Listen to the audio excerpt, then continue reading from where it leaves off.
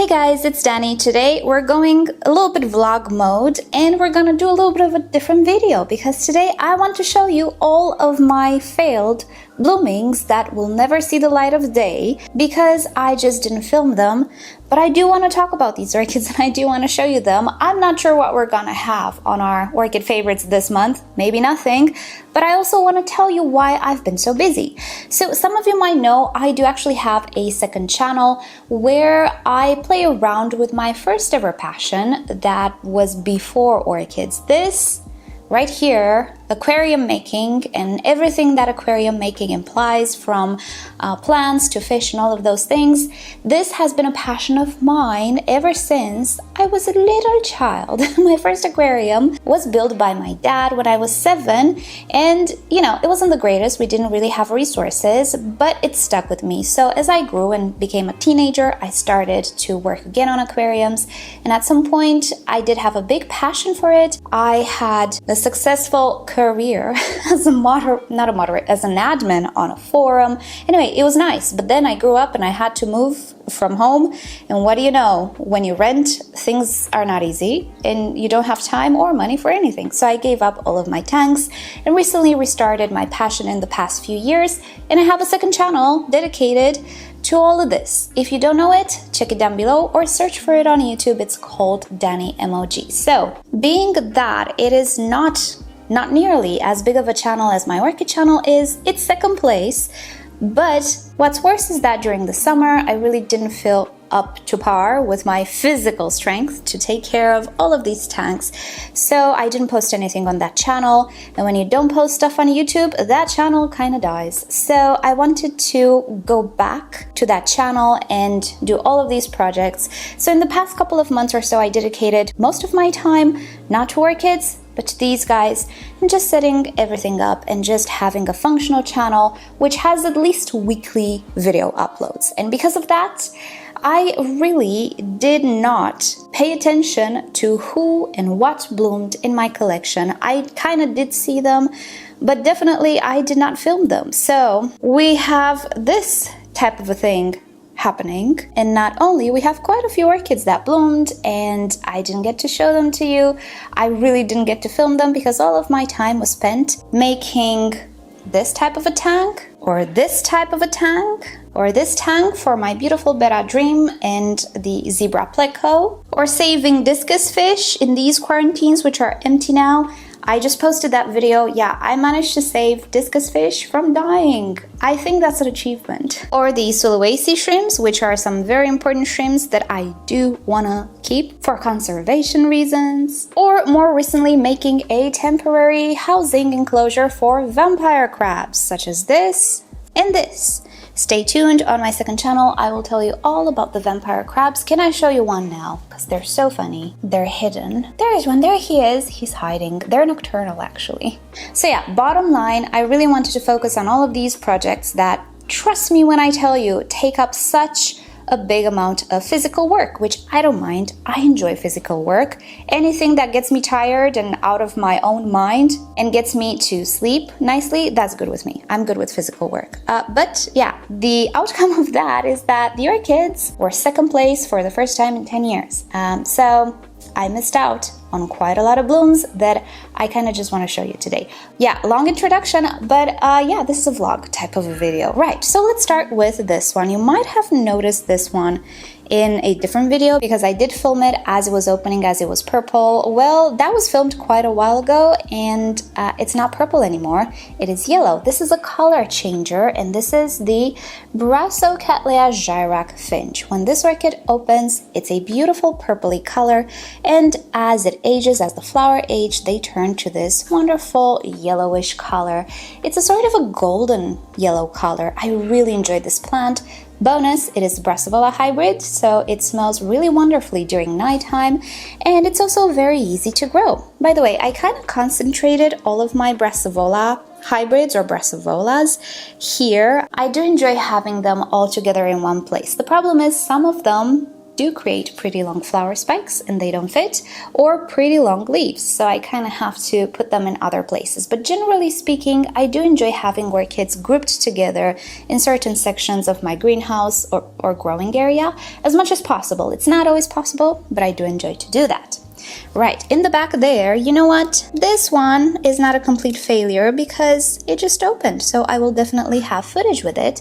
This is the beautiful golden peacock. It is starting to become an oldie but goldie. See what I did there? The pun. So, an oldie but goldie. I don't know how old this orchid is in my collection, but it is not very fresh. It's definitely a few years. So, this one we probably shall see in a future favorites or something of the sorts because it's still fresh. But if we go down below, oh no, what is this? Well, this used to be my Lady in Red Cattleya. It was in beautiful bloom, but it's not anymore. And part of that is not just me not having the time to film it, but it's also the ants bringing in mealybugs, which I did not have time to stay on top of, and they did a bit of a number, but mealybugs are easy to get rid of, so I'm staying a little bit more on top now, because my projects, you know, most of them are pretty much done. I do still have some projects with some saltwater tanks, but that's for the future, but most of them are up and going and they're okay, so I can dedicate my time to getting rid of mealybugs once again. Now, next to it, we don't look so good yet again. This is the beautiful Cattleya Tropical Pointer Cheetah.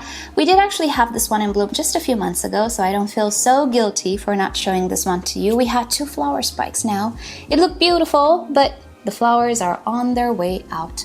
Once again, I definitely recommend this particular Cattleya if you don't want a very huge Cattleya orchid, but you get this wonderful spotted pattern. Typically, the Cattleyas that have this pattern are very tall. I think it has to do with the parentage that they have. Maybe the Amethystoglossa. I think that one is a tall orchid, so most of them with this color combo and the dotted pattern, they tend to be kind of tall. And if you know the Tropical Pointer Galaxy, which is the orange version, that one is very tall. This one doesn't seem to be so tall. It's more of a medium type of Cattleya. Definitely fits in this IKEA shelf. So if you don't have too much space, definitely I do recommend this one. Right, next to them, well, this one still looks like, oh, I see some ant activity there. Right, so this is the wonderful, what's your name? Jungle Eyes. There we go. It's not my first Cattleya, but I do believe I purchased it in 2013, which is the first year of YouTube activity for me. If it's not 2013, then it's 2014. It's amongst the first Cattleyas, right? And it's actually this particular one. I have a division from my mother, and my mother grows it beautifully. It's such an easy grower, to be fully honest with you guys, and it's absolutely gorgeous. Again, a very tiny Cattleya in comparison to other Cattleyas. We can see that the ants burrowed there a little bit. I'm at war with the ants right now, but yeah, I'm getting slowly and surely some wins on the battlefield, but yeah, it's taking a while. I also lost one of the flowers and one of the buds there, but hey, what to do? At least these guys are still fresh and I can still show them to you. It is mildly fragrant in the daytime, such as the Tropical Pointer actually, and also the Lady in Red. They are more of a mildly fragrant Cattleya type. You know those Cattleyas that just fill the room? These are not it. So if you have some sensitivity to very strong fragrances, maybe look into these guys because they're really not that strong, but they do have a beautiful fragrance in my opinion. Very floral. Cattleyas generally don't have offensive quote-unquote fragrances. You know, I can see how somebody might really not like the smell of the Nelly Eiler because it's a bit chemically, to be fully honest. I love it, but I can see how not everybody will. Well, with these guys, I think it's just easier to like their fragrance because it just smells more, quote-unquote again, natural. It smells very floral to me. And here we have another Cattleya, which is on her way out. We lost one of the spikes here, and this one is not so fresh anymore. This is the Boo Lady Synchorana. This is an incredibly beautiful smelling Cattleya orchid. I did feature it recently, but this one actually has multiple directions of growth, so it kind of started to put out quite a few flower spikes, and it does tend to bloom multiple times a year. So I'm really happy with how this one is going. I just need to make sure I water it a little bit more often because she has a lot of growths, so she's thirsty, and that's why you see the flowers are a little bit pulled back. But this one to me smells very much like lilies, or a combination of lilies and roses. Pretty much this is how Cattleyas smell to me, a combination of these two beautiful flowers, or most Cattleyas. So yeah, we missed the full bloom of this beautiful orchid. This is one of those purples that I like. I find they are, I don't know if I should say royal, they're luxurious. This is a luxurious color in my opinion. It's not a cool color or a dusty purple color. That one I really don't like on orchids, but this one I absolutely do. And if you want an orchid which is still fresh actually, let's turn her around. Oh, look at that. She's so beautiful. This is the Burana Beauty. This orchid smells identically to roses. And this particular orchid and this one, they are very strongly fragrant orchids. So again, if you're sensitive, maybe these will not be your cup of tea, especially if you don't like rosy and lily-like fragrances.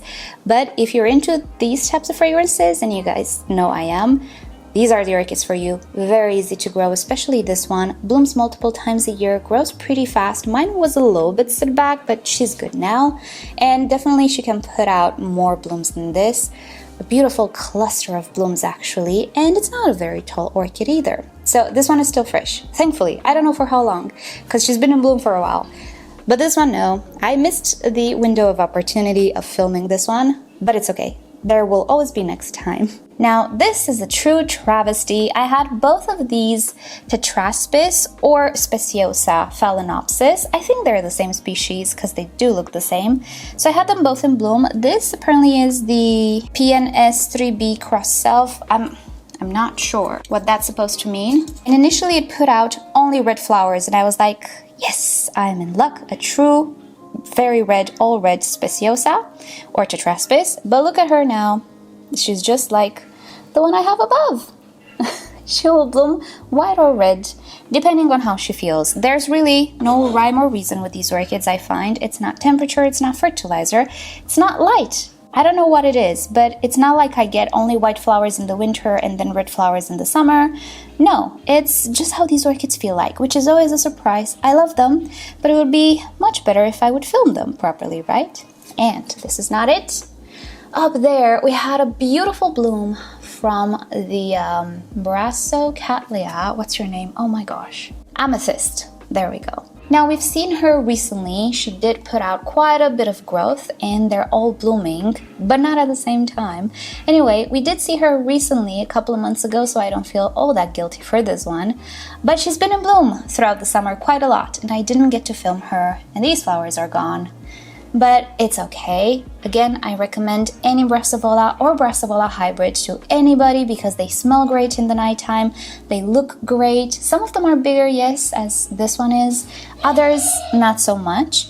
But definitely, this is a staple in any collection, and I'm really happy to have it, even if I miss filming the blooms. I did enjoy the blooms, I just did not film them. I also skipped filming the Tie and Sheen Fly Eagle Phalaenopsis, which is a Tetraspis hybrid, but it did have flowers.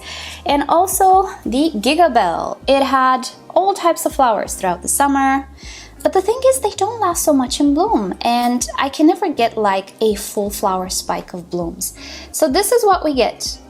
Because of that, I actually postponed filming it, thinking that, oh, maybe I need to water it more. Oh, maybe, I don't know, this or the other. But no, it kind of shows off one bloom at a time, then that one fades and another bud opens. So I'm always left with kind of one or maximum two flowers opened at one time.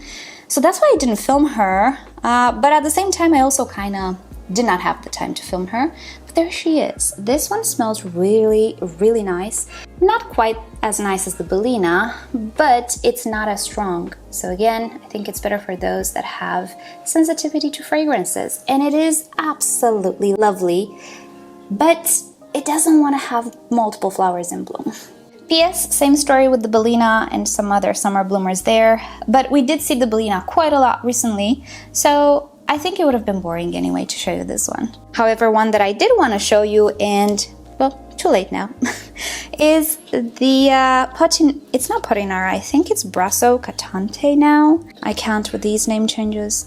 Hoku Gem Sunspots. We did see her a lot in previous videos, but I don't think anything recently. Well, she's been in bloom, and I just missed her flowers, but we do have buds once again. So hopefully this time I get to film them. But yeah, this is such a good bloomer. I think Brassavolas are exceptional. If you don't have space and you want to have a Cattleya type orchid, go for a Brassavola hybrid. They do actually bloom multiple times a year. They don't have that annoyance where you only grow one pseudobulb per direction of growth per year. No, they grow pretty fast in comparison to other Cattleya types. They bloom gorgeously. Some of them are fragrant in the nighttime. And they're just beautiful. They're absolutely fantastic, easy to grow, much more forgiving, and I find they don't actually require as much light as the big Cattleyas to bloom. I keep them strictly under grow lights and everything is absolutely dandy with them. So yeah, Brassavolas rule. They're the best. You should definitely own these orchids if you like Cattleyas but you don't have space, or you just don't like the growth of the natural sounds bad, but like the typical Cattleyas. And to end this video, I'm going to show you some orchids that we did see in bloom when they first bloomed, but they're still blooming. And I wasn't expecting that. So this is the former Doritis pulcherrima. It's now Phalaenopsis pulcherrima, variety Marmorata. You know, it had that lovely flower spike with flowers like a couple of months ago or more. It's the same flower spike here, look at it. It continuously bloomed and bloomed and bloomed until today. And it's still going. I don't know where to like swirl this flower spike any longer. Let's see. Maybe like this. Look at that. Stay. There we go. Oh, this is pretty. I'm overexposed. Okay, this is pretty. Look at this flower spike right now. What is even going on? I was not aware that these orchids can put on such a wonderful display. It's a little unruly, to be fully honest, and she's not the only one. The tiny one next to it did the same thing, and it has buds currently still. So let's try to put this one here as well, like that. By the way, this is not dust, this is bird dander. I moved the birds further away, but they used to be here, so there's a lot of poof and dander here I need to clean.